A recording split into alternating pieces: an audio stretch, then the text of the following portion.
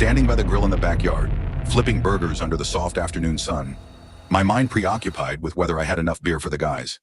I had no idea that, at this simple gathering, I would hear something that would change my entire life. I'm Lawrence, 35 years old, married to Christina, 33, for 8 years. We don't have kids, though we've talked about it. I run my own construction crew, and she works as a real estate agent.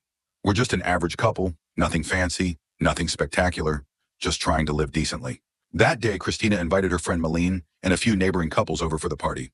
While I was manning the grill, I overheard Christina and Malene coming around the back of the house. The shed blocked the view so they couldn't see me, but I could hear every word through the cracked window. Last night was amazing. He gets me, ambitious like me. Unlike Lawrence, I can cheat as much as I want. He's too stupid to even notice. I told him I was going to a financial seminar, but really I was at a boutique hotel with Cade. Cade, the new agent from the rival office. Tall, expensive watch. I met him once at a neighborhood meeting. Malene giggled. Careful, though, men can be surprising. Christina scoffed. Not Lawrence. Trust me, I've got it all under control. I stood there, frozen by the grill, as the burger I was flipping burned and fell into the fire. 8 years. 8 years. And this is what she really thought of me? I didn't flip the table. I didn't throw a plate. I just laughed. A small laugh, then continued grilling burgers like the idiot she thought I was. And from that moment, I began making my plan. That very night, while Christina was laughing and chatting with her friends in the living room, I sat alone in the garage, opening my laptop. I'm not a tech genius, but I knew how to access the iCloud account we used together. She had no idea I still had the old password saved.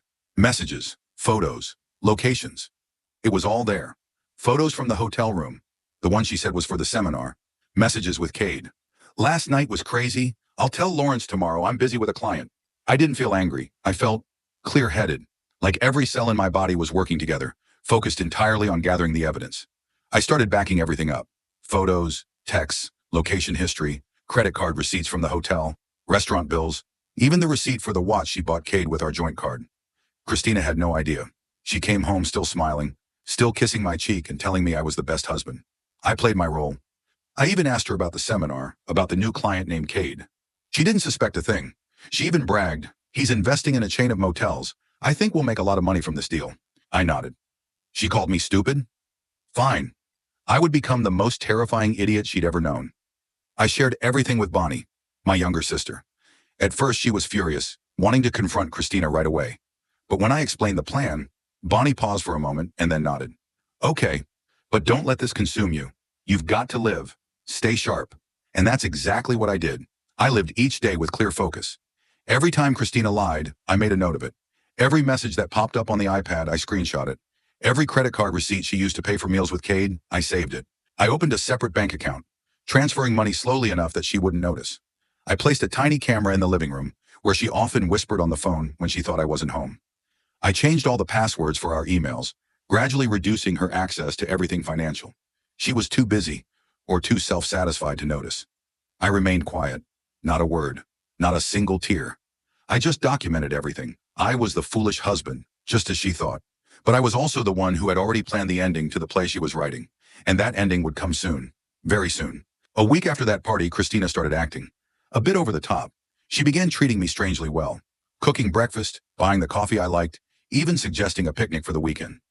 I just smiled and said, sounds great, but I still have those project plans to review. You and Malene go ahead. She pretended to be disappointed, but her eyes gleamed with relief. That night, I used her Amazon account on the iPad to order a tiny camera with audio recording. I placed it inside a plant pot in the bedroom, where I guess most of her private calls happen. Less than 2 days later, the camera captured a conversation she had on FaceTime with Cade. Her voice was sweet, her eyes dreamy, as she said, Lawrence is so easy. I think I can convince him to sell the house and invest the money with you. I stood in the garage, headphones in, lips pressed tightly together. The house was jointly owned, but I knew she was trying to put pressure on me to force me to give up my share. The very next morning, I met with a lawyer, an old friend of Bonnie's. I told him everything, and he laughed. She picked the wrong guy to fool. We made a plan. I opened a new credit account, moved all assets into liquid forms, stored copies of all documents in a private drive. Bonnie helped me create a timeline of every affair she had, with photographic evidence attached. I even hired an acquaintance who used to be a private investigator to verify all of her upcoming seminars. I knew that this weekend, Christina and Cade would be staying at a 5-star hotel out of town. She lied, saying she had a professional development seminar. I booked a room at the same hotel, not to catch her in the act, but to complete the file. I brought with me the entire printed file, photos, receipts, audio recordings, and the journal entries I had made over the past 3 weeks. At the front desk, I left an envelope for Cade, clearly marked with his name, requesting it only be given to him when he checked out. Inside was a copy of all the evidence, along with a handwritten note.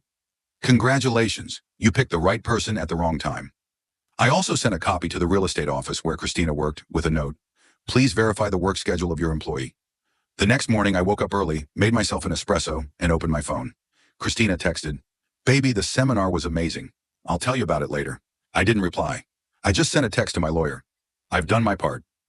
Your move." All the pieces were in place. Now I just had to nudge them and wait for the domino effect to fall into place. I'm not a hothead. I didn't need to see her crying and begging. I just needed the truth to come to light. That's the one thing a fool like me has always been good at. Building and then dismantling things the right way, at the right time. Monday, 9 a.m. A call came in from Christina's office. I didn't answer, but I knew what it was about. At 11 a.m., my phone rang again. It was Bonnie. "Have you seen the emails?" I opened my inbox. 43 new messages.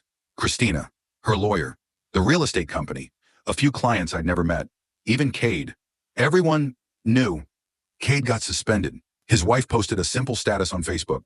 "Thanks to the brave man who showed me the truth." Christina was called into the office for an urgent meeting. Malene went crazy, calling me 7 times in an hour. She must have just found out that Christina stabbed her in the back too. In the afternoon, I received an email. Request for temporary mortgage payment deferral. Signed, Christina. I smiled. Yesterday, she was still living in her delusion of power. Today, she was facing her lawyer, her colleagues, and her neighbors. At 6 p.m., Christina came home. Her face was pale, her lips bare, eyes swollen from crying. I was sitting in the living room reading the newspaper. She stood frozen in the doorway. "Lawrence, you know everything, don't you?" I folded the newspaper and nodded. You did all of this?" "No," I replied. "I just pulled back the curtain. The truth walked out on its own." She collapsed onto the couch. "Everyone has turned their back on me. I don't know where to go, what to do." I glanced at the clock. "You have 3 days to move out. I transferred ownership of the house to my name last week." She cried, screamed, begged. I didn't respond. I simply stood up and left her there, with the suitcase still half open. That night, I slept better than I had in a year. Tomorrow, I would start again, from scratch. But this time, there would be no more lies under my roof. 3 days passed since Christina received the first shock. I still didn't say anything else. She tried to play the victim, pacing around the house like a ghost, but she no longer cried. Maybe the tears were gone. Maybe she was plotting something. I didn't care. I withdrew money from the joint account, transferring it all to my personal savings account, as advised by my lawyer. The house was now in my name, legally notarized.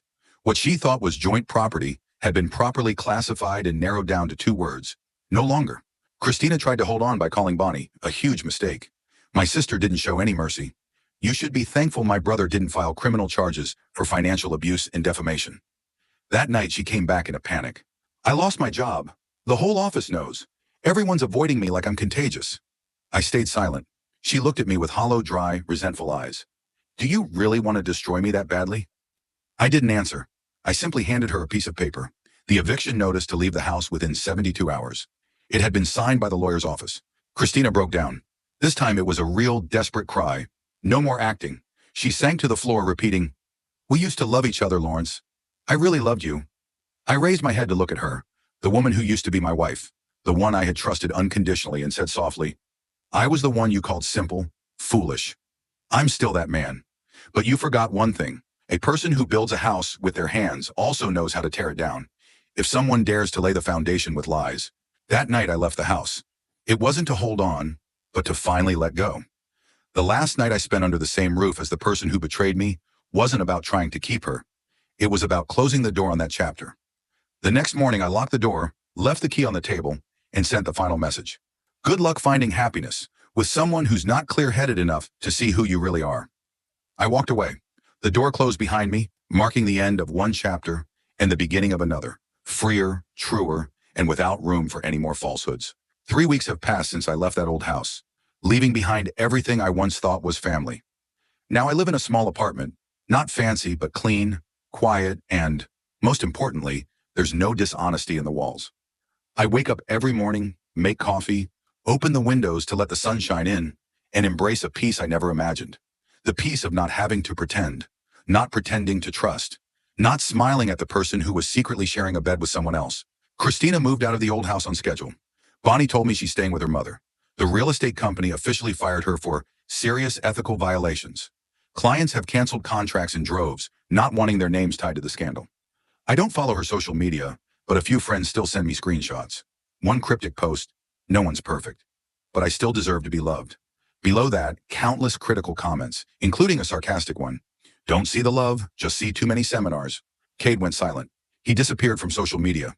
I heard his wife moved out and filed for divorce. Christina's attempts to blame him were useless. She thought she was holding the reins, only to find herself being dragged first when the whole scheme came crashing down. Christina's parents called me once. The apology sounded mechanical, probably just to appease family public opinion. I made it clear, I hope you pay more attention to your daughter than calling the one she betrayed. Then I hung up. I still keep in touch with Bonnie, my amazing sister who's never abandoned me. She still reminds me, don't let the anger pull you back toward Christina in any way. That past doesn't deserve even one more second of your time. I listen. Last week I started going out again, reconnecting with old friends. One of them introduced me to a woman named Ellie, a widow who works in interior design. We haven't gone on a date, just had coffee. But the conversation was real. No masks, no seminars. I know I'm still hurting, but at least I could smile, genuinely. I also met with my lawyer one last time to finalize the remaining paperwork. After months of working with me, the man finally said something. "I've seen a lot of affairs, but very few people handle them with the calmness and strategy you've shown." I didn't respond. I just thought of the man standing by the grill that day, the one who thought he was an idiot, and I smiled. Tonight, as I write these lines, I just received an email from the bank confirming that the loan for the renovation of the old house has been approved. Not for me, but for a young couple I recommended to the bank, asking them to help them buy the house from me at a discounted price. They have 2 kids and a little dog. They need a place to start a new journey. As for me, I'm not starting over. I'm continuing stronger, clearer, and no longer compromising with betrayal. Someone once asked, "Don't you hate Christina?" I answered, "No." I'm grateful to her for showing me the truth. And sometimes the truth is the most brutal gift, but also the only antidote. Tomorrow I'll close my laptop, go to work, make coffee for my coworkers, and keep living, not for revenge, but because I deserve it. And Christina, if you're still following the people who were once witnesses to your life, remember this. One day you might see my name in the news, not for a scandal, but because people will respect my resilience. And that is how a man who was once seen as too simple to notice quietly toppled an entire world of lies built on his back. No shouting, no retaliation with anger, just the truth, and an unwavering determination. I didn't choose to take revenge through pain. I chose to move forward better, stronger. Because sometimes the greatest revenge is becoming the version of yourself that the person who betrayed you can never reach. If this story touched your heart, don't forget to hit the subscribe button, share the video, and leave a comment below. Your support is the greatest motivation for us to keep telling meaningful stories that touch the hearts of listeners. Thank you for listening. See you in the next story. Goodbye.